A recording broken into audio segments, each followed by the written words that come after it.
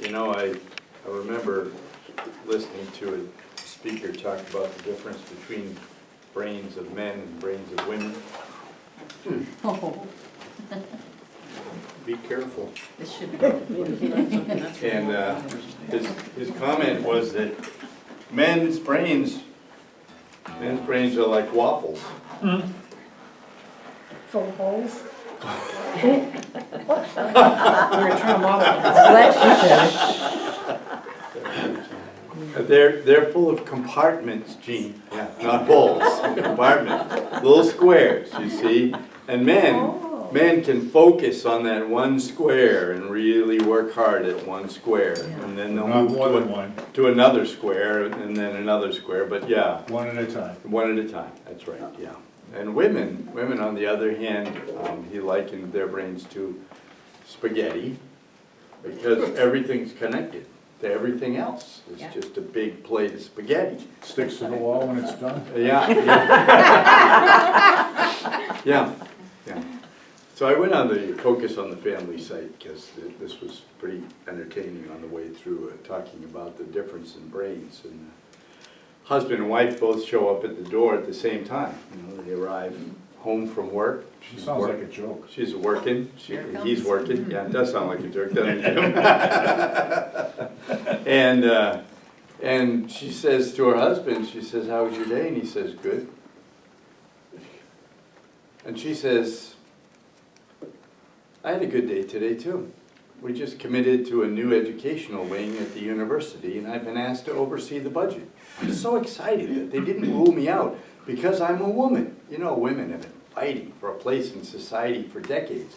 And it's good to see so much progress being made. I think it's neat that you treat the women you work for, who work for you, with so much respect. Our daughter is so lucky to have you for a dad. Did you remember that Susie has a soccer game tonight?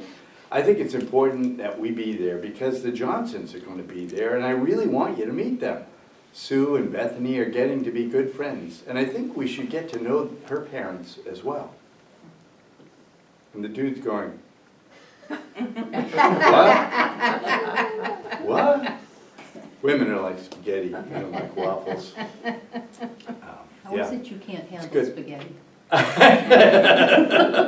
Yeah. We're going to talk about what we think about today. And I read a bunch of stuff on thinking. You know, we women, I assume, we women can think of 4 to 5 things at the same, concurrently, exactly the same time. Right now, you're probably thinking of a couple of things that, you know, what's going to happen for lunch and why is Jim wearing sandals to church and, you know, whatever. The carpet needs to be cleaned and the ceiling's still got that stained tile up there. Yeah, see, now you're never going to forget that, are you? It's the string that gets to me. Oh, the string, that's the one you're bugged with? A little bit. But the breadth of what we can think about, even though maybe we can't hold all those many things at one point in time, the number of things we can think about is phenomenal, and the brain never stops. Even when we sleep, the brain's not stopping. Lori thought she was running down the road, busted her foot, trying to run down the road in her sleep. The brain is always working, and so as we read Philippians today, we're going to see a little bit of talk about what you think about. So, how about Philippians? Maybe chapter 4. I think we're going to start in verse 8, which is Paul's finally saying finally. I think maybe this is his final, so he's finally wrapping up this book. It's not really final. It's not, well, there's still a few things. You know, he had a few things to say, you know. It's like a pastor, and in conclusion, it doesn't mean much. But. No. Finally, brothers and sisters, whatever is true, whatever is noble, whatever is right, whatever is pure, whatever is lovely, whatever is admirable, if anything is excellent or praiseworthy, think about such things. Whatever you've learned or received or heard from me or seen in me, put it into practice, and the God of peace will be with you. He takes a list of things that we're supposed to be thinking about, that we're supposed to be aware of, that we're supposed to ruminate on. Thinking on, that word to think on, it's actually doesn't exactly have the brain involved. It's more like take an inventory, review, evaluate, sum up, look around, what's going on. So it's an awareness of what we're thinking about. And the more you think about what you think about, the weirder it gets, right? Because you're thinking about thinking. And I've spent, much of the week thinking about what I think about, and it's unnerving. It's weird. It's odd. I guess I don't think about what I think about because I only have one waffle, so to think about what I'm thinking about is hard for a dude. But Paul here, he says, listen, I want you to be careful what you put in your brain. I want you to be careful what you sit with, what you ruminate with. Take an inventory of your thoughts. What's really going on in there? And I thought, well, we're supposed to be talking about faith, not our brains and thinking. But as I thought about what you believe, I realized that it starts with thoughts. You start to think something, and eventually that thought, if you reinforce it constantly over and over, if you really believe that what you think is true, it becomes a belief. And it can be good and it can be bad. What we believe about ourselves, for instance, can be damaging to us. It can limit who we are and what we do and how we live life. We can believe that we are whatever we believe we are, incapable of something, unable to relate, unable to do whatever it is that our brains have worked on, and we begin to believe it. So it's important what we think about, because eventually that moves right into the core of who we are and how we live life. It is eventually what we believe. So Paul's warning us here. He says, as I wrap it up, guys, listen, the stuff that you put in your brain is so very important. And I don't know about you, but as I read through that list, I said, wow, these are not things that I usually get on MSN feed on my computer. This is not the stuff I get if I go to listen to the morning news or the evening news or whatever I listen to. It's not even the stuff I get if I watch the movies. It's not out there, the stuff that we're talking about here. Pure, true, right. Those are things that our culture works pretty hard to flip. If it's impure, hey, we could sell that. I don't know what was going on last night at the fireworks, but as I sat and I looked at, the first booth was some kind of, ball throwing game, where you could win a fuzzy monkey if you threw the ball right, the classic carnival stuff. The second booth over had what appeared to be Playboy insignia all over the back of that booth. Now, I didn't go over to look at it, thank you, but I looked at it at a distance and I nudged Brian next to me and I go, dude, is that? And he goes, what? I said, I don't know what's going on there, but wow, our culture doesn't want us following Christ, doesn't want us doing these things, even to the little town square in Pepperell, Massachusetts. Can we twist it any worse than it is twisted? It's amazing. So look at this list with me for just a second to help us to think about what we're thinking about. First one is true. Whatever is true. Jesus comes before Pilate, and Pilate, he starts to talk about how he is the king, the true king, blah, blah, blah. And Pilate goes, what is truth? Our culture does the same. What's real? What's true? That's not true. What God said is not true. We got new ideas because we're novel and innovative and broad-minded, having all these great ideas. And you go, wait a minute, what's true? And it's hard to find the truth. Amen? It's hard to find the truth. You listen to one newscast and then you listen to the opposite side and you go, what? Are they even talking about the same thing? This is really difficult. It's a tough age to find truth. And again, we flip it around. Our culture flips it around. We don't want you to think there is truth. There is no truth. It's probably Truth is what you think it is. truth is what you think it is, not what I think it is. Right. No, that's your truth. Hey, wait, no, that's truth for you. Yeah. Amazing that even as we look at our culture, we can see how these things are reversed, how the evil one has taken ground and truth no longer resides. Whatever is true, Paul says, think about that. John 14:6, Jesus says, I am the way, the truth, and the life. I'm the one. So as we wrestle through, how do I sort through the truth? Probably we got a good place to go. I mean, our first stop ought to be, Lord, what do you say about that?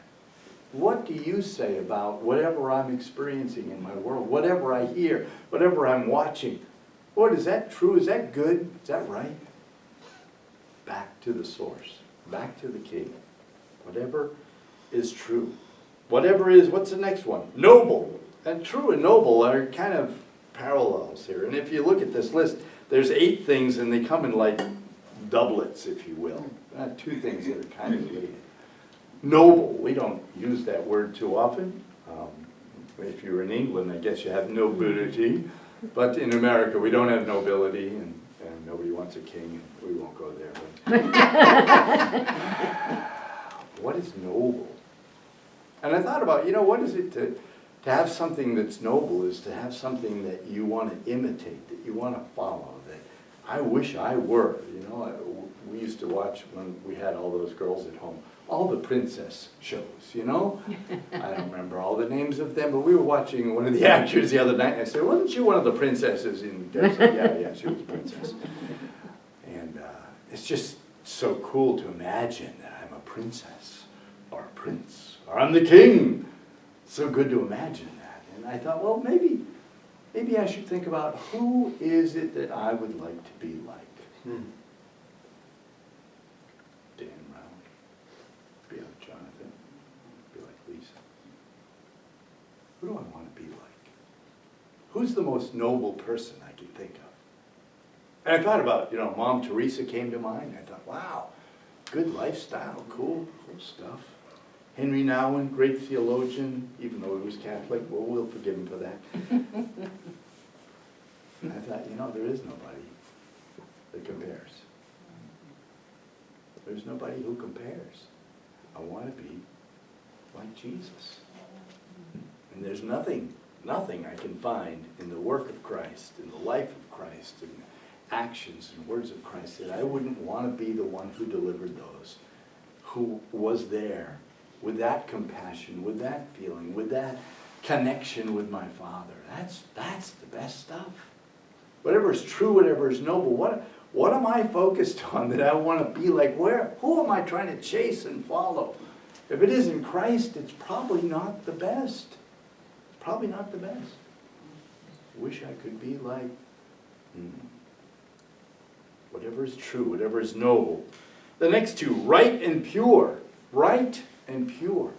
That's the stuff of innocence and justice, the stuff of modesty and cleanness. And our culture works real hard to dirty up the world. It's a mess. It's tough. Deb and I, we don't even, if it's an R-rated movie, we don't even turn it on. It's like, not going to watch it. I don't even care what it's R-rated for. If it's R-rated, I'm not watching it. And I'm not saying you have to do that, but what I'm saying is it's so hard in our culture to get it right, to be pure, to put into our minds, we're talking about what we think about, right? And when you watch a movie, you're thinking about the movie, and you're thinking about all the words that you hear, and you're thinking about all the situations you see, and it gets into your brain, and it's sitting there for a while. Be careful. Be careful. What is pure in our world? Again, I walk around and go, well, my kids are pure. That's kind of cool. Oh, they're not pure. My grandkids, those are, oh, wait. They're not pure. The best folks I know are imperfect. And when I think about what I want to put in my brain, it's the stuff of God again. It goes back to that. And you know, I look at the list and I go, wow, I'm going to go find these things in the world. I'm going to go find whatever is true and noble and right and pure, and I'm going to go out there, and those are the things I'm going to put on my TV. Maybe The Chosen, huh? Maybe I could watch The Chosen. I can put it on my TV. These things that Paul talks about point back again and again to the Lord. Again and again to the Scriptures. Again, back to God. Back to the place of holiness and purity. The place where things are not tainted by the world. And that's where God needs our minds to dwell. So, think about a little bit about where your mind goes. You know, when it's not doing anything else. Just thinking for a minute. Some of you thought about vacation, right? When am I going to get out of here? Be on vacation? Gene and Bob just got back, so now I'm jealous. I want to be like you on vacation. That's not pure. That's not pure. You're right, exactly. It's not, Jeannie. Good job. She's getting it. Careful what you put in your brain. And we used to sing that for our kids, right? Be careful, little hands, what you... Be careful, little eyes, what you see. It's like a garden. Our minds are like a garden. And if we're not careful, the weeds get planted there. I don't know where all the dandelions came from in my backyard. I didn't plant any of them. But there are hundreds of them out there. You can And- actually eat those, they're good for your cholesterol. Thank you. The leaves. The leaves, yeah. Dandelion soup. Dandelions. Yeah, my grandmother said, I'd dig them up. Apparently, I shouldn't have used this parallel. You just opened up a little. Where was your conversation mind? there. Spaghetti, remember? Spaghetti, oh yeah, it's all connected. Right. Our minds are places where things will grow if we let them. If we let that thought linger, if we nurture that thought, if we feed and care for it, if we water it, that thought will grow up. And we need to be careful what we're letting grow in the garden of our mind. What does God want there? There are a lot of sources for bad stuff, a lot of places it comes automatically. We're in the world, so therefore we get bombarded by it, but be careful what you nurture in your brain. There's a couple more here. Whatever is lovely and admirable. Yeah, there's all kinds of things. My wife is lovely and admirable. I love her. But I don't think that's what Paul's talking about. Although it's good to dwell on my wife. Not you. No, me. How lovely and admirable she is. If anything is excellent or praiseworthy, think about, take an inventory. Are those the things that are in your mind? He moves on to the next section after he talks about what you think about. He says, listen, and this has to do with what you do also. Because what we think, we eventually do. It comes out. It works itself into our lives. We talked about thoughts moving into beliefs. And beliefs move into action. That's where we begin to live out what we believe. We really do what we believe. Right now, you believe certain things, and you are doing those things, your life, the way you do it because of what you believe. It's already established. So Paul's kind of working this through. He's going, listen, what your mind does, what you dwell on, what you put in there, what you think about, moves into belief, and that belief moves into activity. He says, now look at me, Paul says. I don't have the audacity to say that to you, but Paul says, look at me. What I've done, how I've handled life is an example for you to say, come on, follow after me. It's the doing that really counts. I believe the believing is critical to that, but out of the belief comes our actions. What you put in your mind becomes a belief. Belief becomes activity. It says, whatever you've seen in me, whatever you've heard from me, whatever I've shown you as an example, go do it. And he closes it off and he says, and you will have peace. Actually, it doesn't actually say that. What does it say there? The God of peace will be with you. The God of peace will be with you. A little different. It's not about you will have the peace of God. You will have the God of peace. Ah, that's a shift. Now, as I walk the walk, as I step into God's pathway, as I clear my mind so my beliefs are working and my actions are good, I have God with me. It's a little different picture. It's not just peace, it's a God of peace. And we long for that. We long for His presence. We long to know that God is near. We have a different perspective on the world when we know that God is close to us. We can see things more clearly. And I can only imagine, the day when we will see it all clearly because we are in the presence of Christ. And we long for that. But the promise here is that you can begin that now. So be careful, little mind, what you think on, what you believe, what you do. And if we get it going in a good direction, the God of peace will draw near. Amen.